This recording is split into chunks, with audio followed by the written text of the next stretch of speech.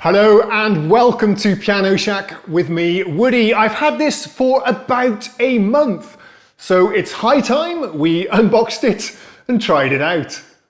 It's been a long time since I've had my authentic Hawaiian shirt with the coconut shell buttons. I save it for special occasions just like this. And sorry if there's some strange gurgling noises in the background. It's not my tummy, it's the dishwasher and the washing machine. I'm not sure what is actually meant by avant-garde. I'll put it up as a subtitle in case you're curious as well. Okay, the dishwasher has really kicked off, but I want to get this thing open now. As we'll unbox it, I'll tell you the backstory because it's quite intriguing and interesting. And yeah, here's a few details from the box in case you want to pause the video and check that out yourself. A bit more over here on this side. I'm not sure if I actually made it very clear at the start of the video, but this is not a MIDI keyboard controller. This is a standalone stage keyboard with many of Arturia's software instruments built in. Some information there you can read on the various sound categories that are available. Let's do a quick spec check. You've got your 61 semi-weighted piano-sized keys, over 30 instruments from V Collection Pigments, nice, and beyond. More to come in the future, I'm told as well. Over 1,000 presets and 10,000 presets available on your PC through the V Collection Analog Lab and Pigments. It's multi-timbral, you can have two instruments playing at the same time with splits or layers, two insert effects, chorus, flanges, distortions and so on, delays, reverbs.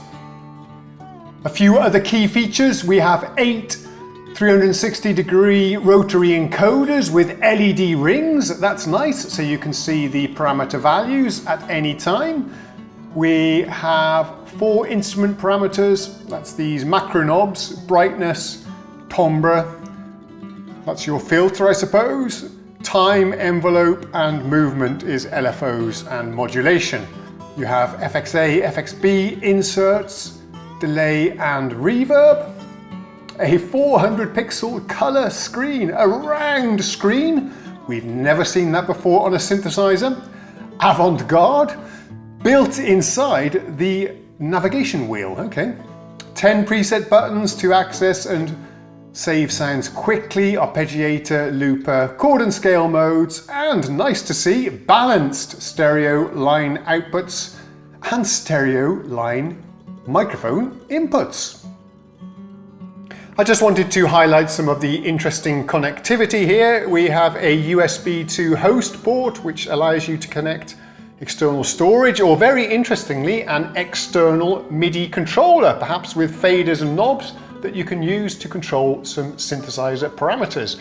It also does supply 5 volts, so you can charge your phone. Then we have the USB-C connection to the PC, only MIDI over USB, not audio, unfortunately. So if you are using this to audition Analog Lab presets on the PC, you will need to provide your own USB audio interface, which is a bit of a shame, I think. But to make up for that, we have Bluetooth audio. That's cool. You can stream from your phone directly to the ASTROLAB. Also, surprised to see, we have Wi-Fi connectivity there as well. Very cool. This is intriguing to me. Real feeling sounds. This instrument does not use samples at all as far as I know. Even the acoustic pianos, electric pianos and organs are fully physically modelled, including of course all the other analog synthesizers and digital synthesizers. So yeah, that's going to be really nice. I do like a physically modelled piano myself. And there is your QR code if you want to scan that and do some research yourself. Okay, the rain is pouring down outside, a lovely summer storm. I promised you about 20 minutes ago that we'd get this thing unboxed, so yeah, let's do it now. Sorry for that. It's just that this thing has some really intriguing specifications and I haven't seen any other synthesizer that has, or stage keyboard they're calling this, that has provoked so many comments, thoughts and even controversy, so I just wanted to share some of that with you now. Yeah, apologies again for the somewhat long-winded introduction, but I like to do leisurely unboxings here on this channel. And I know some of you enjoy that as well. Let's not rush this. This is a very exciting moment for me. As soon as this keyboard was released, I knew I wanted to check it out and share it with you here on the channel. Yeah, let's give you the backstory as we open this up. Ooh, bit of thunder there. I don't know if my lav mic picked it up. So when this was released about 6 weeks ago, I did make some reactionary videos, just some opinion pieces. I didn't have one to demonstrate. I didn't get one on the initial launch. More information here on the back, by the way, but it's the same thing that we saw on the outer skin. Yeah, I made some reactionary pieces about this, just sharing my enthusiasm for a lot of aspects for it, but I think it's fair to say some skepticism on some of the features and the design. Wow, woohoo! Take a look at that. And those videos, by the way, did pretty well for me. They got like 50, I think last time I checked, maybe 50, 60, 70,000 views on my reaction video to this. Immediately afterwards, I get an email from Arturia, who really wanted me to check one of these out and try it out for myself to see if my critique was well-founded or not. So Arturia obviously have a lot of confidence in this product to offer me that opportunity, which I'm very grateful for. Yeah, thank you so much, Arturia, for sending this one over. I asked to borrow it for a couple of weeks. They wanted me to hang on to it for longer because they have some firmware upgrades, new instruments coming out very soon that they also wanted me to check out. Actually, the very soon thing I just made up. They just told me they had some updates coming soon that they wanted me to try out that they thought I'd enjoy. So this is a long-term loan. Thank you very much to Arturia for that. I'll mark the video as paid promotion according to the rules. I'm not getting paid, but this thing obviously has considerable value. Another funny thing about the backstory, they did actually invite me to participate in the launch event 6 weeks ago, but I never got that invitation. It was my bad, my mistake there. But yeah, I was one of the people that was supposed to be getting this ahead of launch and doing one of the release videos. But actually, I'm quite happy with this arrangement. Doing some reactionary videos, speaking my mind. Those videos are still available online, by the way. And then getting this to try out 6 weeks, a couple of months after the launch, after the dust has settled. And we will be approaching this review with a clean slate. We're going to be starting afresh. No preconceived ideas. Let's just unbox this and enjoy it for what it is. And in the series of videos coming up, I'll give you some reviews, tutorials, demos, and share my thoughts after really getting some hands-on time with it. I think that's a really nice approach. Okay, I warned you this would be a leisurely unboxing. Loving the look of these wooden cheeks already. They aren't wood, they're Bakelite.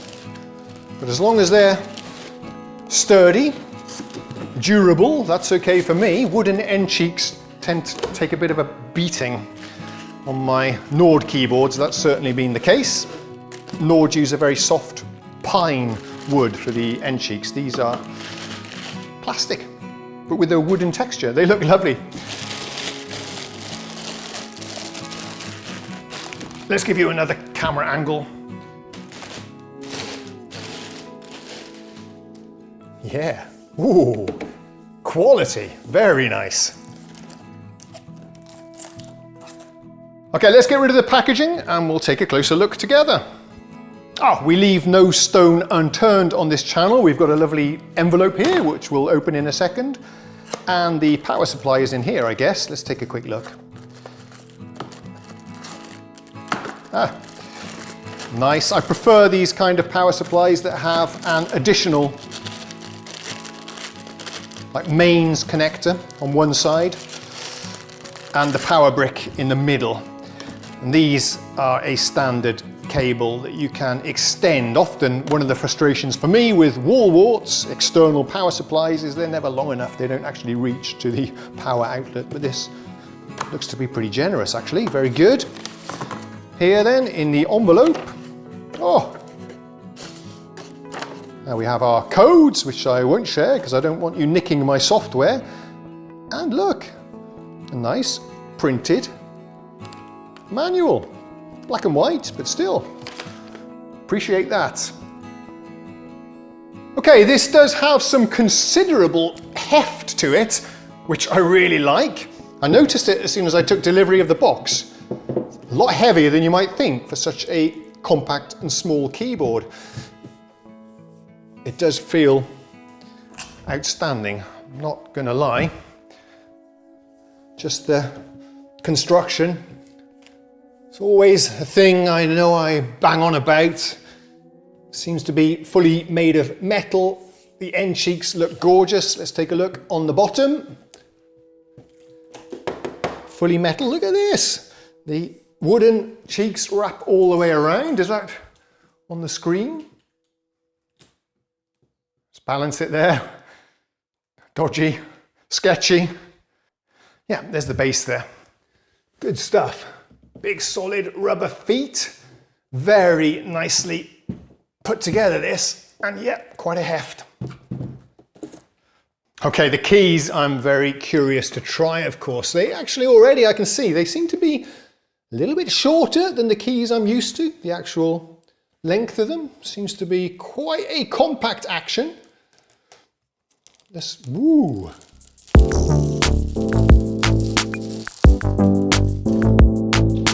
Okay, in another video I can compare the keys to my Nord Electro, for example. These do feel quite nice. It's a very unusual action, very light.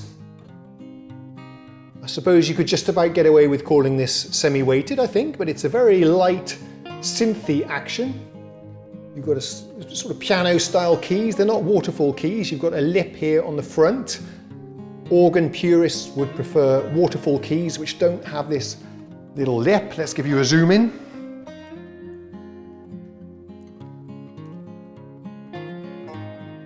There we go. See the lip there? More like a piano style key. The aftertouch response feels good.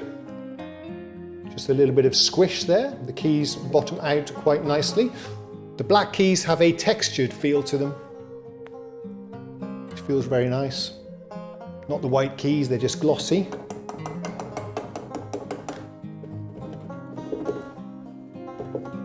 It does actually feel quite nice. It feels pretty solid. One of the critiques I had on my reaction videos was the position or the length of the keys that extend back behind the chassis here.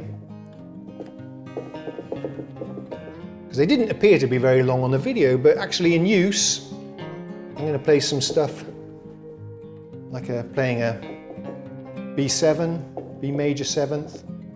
Actually quite easy to play towards the back of the keys because they're so light. It's actually quite enjoying the feel of this. I'll compare it perhaps to a Nord Electro in a separate video and some of my other keyboards, but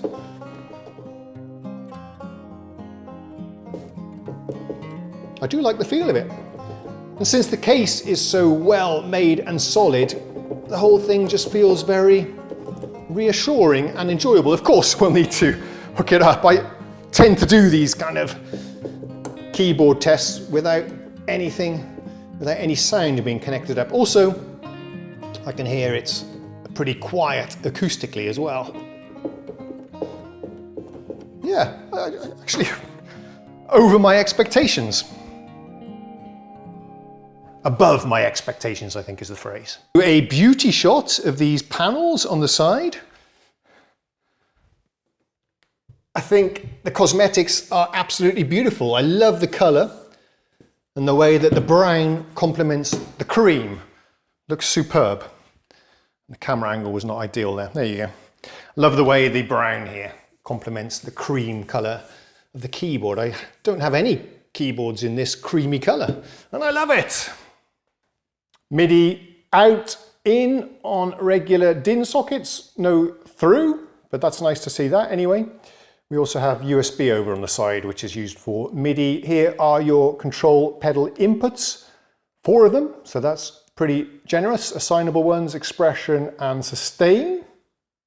I'm really surprised to see 2 massive XLR or combo input jacks here for the audio inputs, and a gain control that you can push in so it doesn't accidentally get bumped. That's a nice attention to detail. Very interesting that you can use this as a mixer for other devices as well.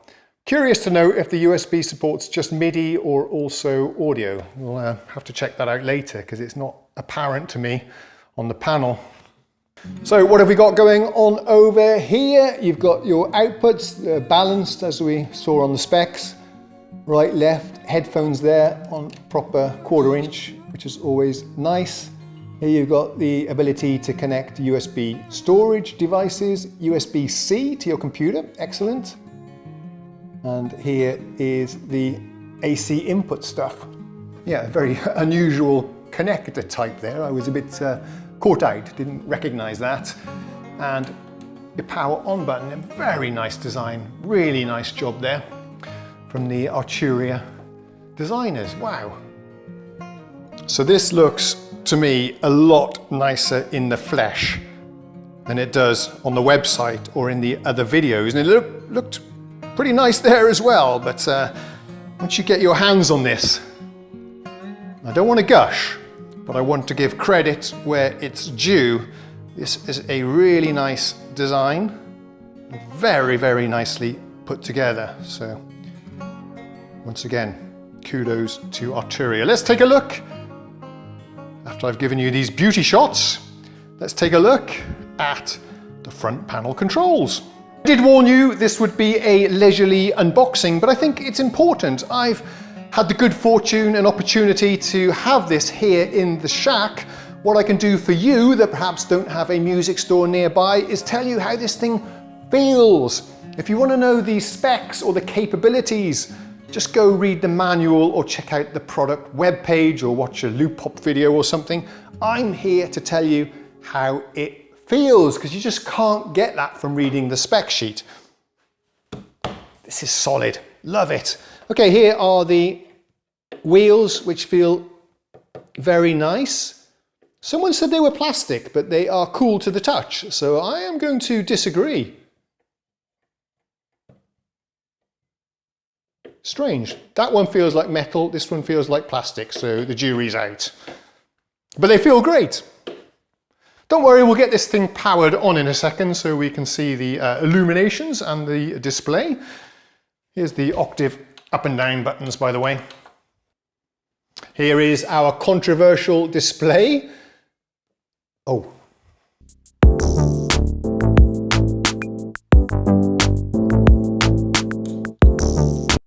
I say controversial because it's quite small, although perhaps it doesn't need to be any bigger, given the capabilities of the instrument. And it's also a very nice, as we'll see in just a second, high quality color display. This unit feels really, really nice, as do all of the buttons. We've got some transport buttons over there. Here are some of the various keyboard modes. ARP mode for the scales and chords, I suppose. We've got some navigation buttons here under the big jog wheel or navigation dial or whatever this thing is called. It's clickable. Let's go get a better angle for you. This one rotates and it clicks up, down, left, right. I don't think it's like a joystick, but you can just click it and turn it. We'll check that out in just a second. Thanks for your patience. Okay, over here we have the controls to do splits layers, presumably selecting the sounds for the different parts as well. Here you have your category buttons, or 10 of them. or for just calling up your favorites. There are 8 macro knobs that we have here, finished in aluminium. Again, very high-end feeling, really nice actually. So 4 to control the synth parameter sounds, the brightness, timbre, the time, modulation. Just 4 parameters you have access to, so it's not much, although there are some shift functions I can see, and then 4 knobs spaced quite closely together compared to these that control the effects. And, is it on the screen? Yes. A master volume on the right-hand side of the keyboard. Have we ever seen that before? I don't think so. That's a pretty unique design feature on the right. That's going to be catching people out. The shift functions that we just mentioned seem to be EQ, bass, middle, treble, and the volume for each part, I suppose. Here we've got some interesting function buttons that I will have to learn what they do. And also it looks like we've got an LED light strip going all the way along. Lots of LEDs. I wonder what they are for. Pretty decent length on the power supply. Oh, darn. There. Okay, pretty interesting connection here for the power supply. It's your standard barrel jack, but with a screw connector. Let's try this out. Again, a nice attention to detail. More and more keyboards, I feel, are shipping. That's good. That's a nice tight connection. More and more keyboards are shipping with external PSUs, it seems. And even some of the ones that appear to have the mains socket here and an internal PSU are in fact just an external PSU inside the box. Okay, let's power this on for the first time. Remember, this is basically a computer in a hardware box. Well, all modern digital synthesizers are that, basically. So I'm going to get a shot of the screen here for you, and we will power it on. We're in my living room with quite bright ambient light, so I'm not sure how well you'll be able to see the screen, but let's power it on now. 3, 2, 1. Yeah, boot time is important to a lot of you guys. 3, 2, 1, go!